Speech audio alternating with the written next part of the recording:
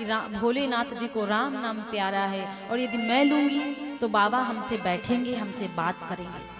मैया सती ने कहा बाबा माफ कर दो, मुझसे बड़ी भूल हो गई। मैंने भगवान राम की परीक्षा लिया, लेकिन मुझे अब राम की कथा सुनाओ, मैं राम की कथा सुनना चाहती हूँ। भोलेनाथ ने कहा देवी मैं आपको कथा तो सुनाऊंगा, लेकिन मैं बगल में नहीं बिठाऊंगा। आपको कथा सुनना है तो सामने बैठो, सामने बैठकर कथा सुनो। मैया सती ने कहा ठीक है। भगवान भोलेनाथ ने कहा कथा सुनना तो मन इधर उधर मत लगाना, और कथा सुनते सुनते आपका मन इधर उधर हुआ तो समझ लो आपकी खैर नहीं है। सती माता बैठ गई सामने, भोलेनाथ जी कथा सुनाना प्रारंभ करते हैं। धीरे धीरे समय व्यतीत हुआ, कथा सुनती रही। अचानक से उनकी आंखें आसमान में चली गई इस तरह से, और जैसे आसमान में गई तो आसमान में देखा विमान जा रहे हैं। कैलाश पर्वत के ऊपर से विमान उड़ रहे थे, उसमें देवता बैठे थे, उसमें देवियां बैठी थी और गाते हुए जा रही थी। तो हर नारी के मन में कहीं कुछ देख जाए तो तुरंत पूछेगी ओ पति देव ई का हो रहा है हो, ई बताओ ये कहाँ जा रहे हैं, ऐसा पूछते हैं। भोलेनाथ जी का मन तो कथा में है, लेकिन देवी जी का मन कथा से आसमान में चला गया। तुरंत ऊपर देखने लगी और भोलेनाथ जी को डिस्टर्ब कर देती हैं। कहती स्वामी स्वामी ये आसमान में विमान कहाँ को जा रहे हैं। भगवान भोलेनाथ ने सोचा सत्यानाश कर दिया कथा का, मैंने कहा था मन मत भटकाना। फिर से ये पूछ रही है कि आसमान में विमान कहाँ के जा रहे हैं। भोलेनाथ ने कहा तुम्हारे बाप के घर जा रहे हैं, सीधे बता दिया कि तुम्हारे बाप के घर जा रहे हैं। मैया सती ने मजाक में नहीं लिया, वास्तव में ये मजाक नहीं है, उनके बाप के ही घर जा रहे थे विमान। सती माता ने कहा बाबा क्यों मेरे बाप के घर जा रहे हैं, मेरे पिता के घर क्यों जा रहे हैं। भोलेनाथ जी ने कहा देवी तुम्हारे पिता बने हैं नायक, तुम्हारे पिता यज्ञ करवा रहे हैं, और यज्ञ इसलिए करवा रहे हैं कि भोलेनाथ का वहां पर कोई स्थान नहीं है, न्योता ही नहीं देंगे, तुम्हारे पिता ही यज्ञ करवा रहे हैं। देवी ने कहा स्वामी मेरे पिता यज्ञ करवा रहे, कोई बाप भला बिटिया को न्योता देना भूलता है क्या, कोई बाप नहीं बोलता, लेकिन मेरे पिता ने अपने दामाद को भी नहीं न्योता दिया, आपको निमंत्रण नहीं दिया है, किस लिए नहीं दिया। भोलेनाथ जी ने कहा देवी एक बार ब्रह्म सभा लगी थी और ब्रह्म सभा में सारे देवता बैठे हुए थे, और जब उस सभा में सारे देवता बैठे थे तो भोलेनाथ त्रिपुरारी हैं, देवों में महादेव हैं। कहा जाता है भक्तों की जो रक्षा करे कहलाते वही देव हैं। जो भक्तों की रक्षा करते हैं वो देवता कहलाते हैं, लेकिन देवों की जो रक्षा करें कहलाते महादेव हैं। विष पाने किया है कमल सारी सृष्टि बचाने को, मुझे पीने का शौक नहीं, पीता हूँ जग बचाने को। और वहां पे मत जाइएगा कि मुझे पीने का शौक नहीं, पीता हूँ गम भुलाने को। महाराज उन्होंने इसलिए कहा कि मुझे पीने का शौक नहीं, पीता हूँ जग बचाने को, क्योंकि जिस समय समुद्र का मंथन हुआ था, समझ रही हैं आप लोग, जिस समय समुद्र का मंथन हुआ था उसमें विष निकला था, तो भोलेनाथ ने वो विष पिया था, तो देवता भी नहीं रक्षा कर पाए खुद की, तो भोलेनाथ के पास गए, बाबा मेरी रक्षा करो त्राहिमाम, समुद्र से विष निकला है। तो भोलेनाथ ने उस विष को पी लिया, और जब पिया तो यहाँ तक के विष आया था, यहाँ नहीं लाए थे, क्योंकि सीने में राम सीता रहते हैं, उनके भगवान रहते हैं, और सीने में उनकी पत्नी का स्थान था, तो यहाँ तक विष नहीं आया, विष भोलेनाथ के गले तक आया, इसलिए उनका गला जो था नीला नीला पड़ गया, इसीलिए उनका नाम पड़ा नीलकंठ। बोले नीलकंठ भगवान की।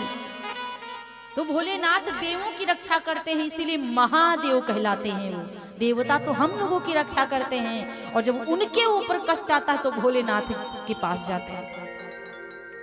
भोलेनाथ जी का सम्मान सब देवता करते हैं। सभा लगी हुई थी, भोलेनाथ जी बैठे हैं। भोलेनाथ जी को देखकर सारे देवता खड़े हो गए। और जब भोलेनाथ का सम्मान, तो उनके परिवार का कोई भी सदस्य आएगा तो सारे देवताओं को उनका भी सम्मान करना पड़ेगा, राइट? क्यों? क्योंकि मेरा सम्मान तो मेरे मम्मी पापा का सम्मान, मेरे भाई बहनों का सम्मान, मेरे परिवार का सम्मान होगा। भोलेनाथ सबसे बड़े हैं। तो भोलेनाथ जी के ससुर जी आ गए, जिनका नाम दक्ष जी, उसी सभा में आए। तो सारे देवता खड़े हो गए कि भोलेनाथ जी के ससुर आए हैं, इसलिए सब खड़े हो गए। और भोलेनाथ को मतलब भोलेनाथ के लिए खड़े हो गए। और ससुर जी को घमंड हो गया कि सब खड़े हो गए हमारे लिए, क्योंकि हम आए हैं, लेकिन हमारा दामाद नहीं खड़ा हुआ। मतलब भोलेनाथ जी नहीं खड़े हुए थे। तभी से उनके मन में आज दुश्मनी चल रही है कि दामाद ने हमारा अपमान किया था। सब देवता खड़े थे हमारे सम्मान में, लेकिन दामाद भोलेनाथ नहीं खड़े हुए, इसलिए यज्ञ करूंगा तो सबको बुलाऊंगा, लेकिन दामाद बिटिया को कदापि नहीं बुलाऊंगा। इसीलिए महाराज भोलेनाथ जी को नहीं बुलाया। और देवी ने कहा, स्वामी आपको नहीं बुलाए, लेकिन मैं जानती हूँ कि बिना बुलाए पिता के घर जाना चाहिए। वो बुलाए चाहे ना बुलाए, हम जाएंगे, हमें जाना है तो हम जाएंगे। मैया ने कहा, मुझे जाने दो। पति देव ने कहा, देवी कि जिस जगह पे अपना मान न हो, उस जगह पे जाना ना चाहिए।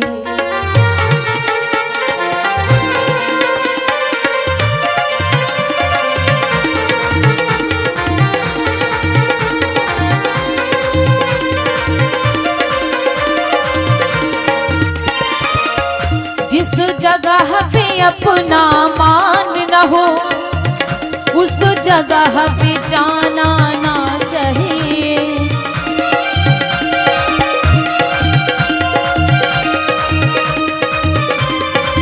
और चाहे बेटी कितनी सुंदर हो, घर घर में घुमाना ना चाहिए।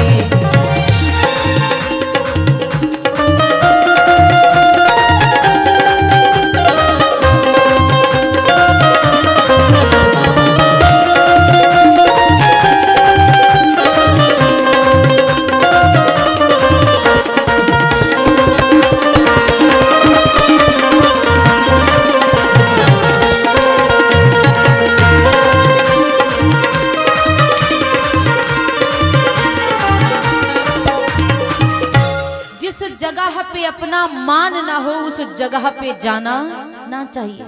चाहे बेटी कितनी सुंदर हो, घर घर में घुमाना ना चाहिए। बाबा ने कहा, देवी बिना बुलाए बाप के घर भी जाओगी तो अपमान ही मिलेगा, क्योंकि तुम्हारा बाप अपमान करने के लिए ही तो नहीं बुलाया। देवी ने कहा, स्वामी जी मैं तो जाऊंगी, आप कहते हो ना जाओ, मैं तो जाऊंगी। भोलेनाथ ने कहा, ठीक है देवी जी, आप नहीं मान रही, भाई पत्नी के आगे पति जी हार जाते हैं। कहा, नहीं मान रही हो तो जाओ। संग में 2 गणों को भेजा भोलेनाथ ने। नंदी बाबा भी गए और कहा, हमारी पत्नी को कोई कष्ट ना हो, ये जिद करके जा रही है, तनिको प्रॉब्लम होगी तो लेके चले आना कैलाश पर्वत पर। ऐसे ही होना चाहिए पतियों को, अपनी पत्नी का ख्याल रखें। महाराज आज अकेली जा रही थी तो संग में 2 गणों को भेजा, और जब 2 गणों को भेजा तो वहां पर पहुंची पिता के घर। और जब पिता के घर गई, पिता भवन जब गई भवानी, पिता के भवन जब माता सती गई, वहां पर देखा क्या, सादर भले ही मिली एक माता। महतारी का दिल ही अलग होता है। बाप भले ही भूल जाए एक बार बोलना बिटिया से, लेकिन मैया जो होती है ना, वो आगे आगे घूमती है कि हमारी बिटिया आई है, हमारी लाडली आई है। वहां पर मैया उनकी मिली है, सती जी की, उनकी महतारी मिली और भगिनी मिली, बहुत मुस्काता। जो भगिनी का मतलब होता बहिनी, उनकी जितनी बहन थी वो बहुत हंस रही हैं, अरे बिना बुलाए चली आई, पिताजी बुलाइबो नहीं किए, वो बिना न्योते चली आई। तो कोई कोई बहन होती है जो अपनी बहन की इंसल्ट करती है, कोई कोई सिस्टर ऐसी होती हैं कि ये नहीं समझेंगी कि दीदी का सम्मान करें, वो अपमान। तो बहिनी जो उनकी थी वो बड़ी हंस हंस के बोल रही हैं, अरे बिना बुलाए सती जी आई। और महाराज दक्ष न कछु पूछी कुशलाता, दक्ष मिले तो कुछ नहीं पूछा कि बिटिया कोनो दिक्कत तो नहीं हुई आने में, आई अच्छा लगा तुमको, यहाँ पे कोई दिक्कत तो नहीं है। कुछ भी नहीं पूछा। महतारी सोचने लगी कि अब बिटिया आई है तो लाओ पानी तो पूछ ही ले। तुरंत गई पानी लेकर आई, लेकिन देवी माता ने विचार किया आज इस पापी के घर का पनियों हमारे लिए ठीक नहीं है, क्योंकि जिसके घर में हमारा अब सम्मान नहीं है उसके घर का पानी है हमारे लिए नहीं। काहे कितो बड़ा वो हो, कितना अमीर हो, जिसके घर पे सम्मान नहीं है उसके घर का पनियों बेकार है बेना। सती माता ने गिलास तो ले लिया, और महतारी है तो डायरेक्ट मना भी नहीं कर सकती हैं और पी भी नहीं सकती, पिएंगी तो पति का अपमान होगा। छूट गया। और वास्तव में सत्य कहूं, अगर पति का अपमान तुम्हारे मायके में हो रहा है तो पतियों की बात माननी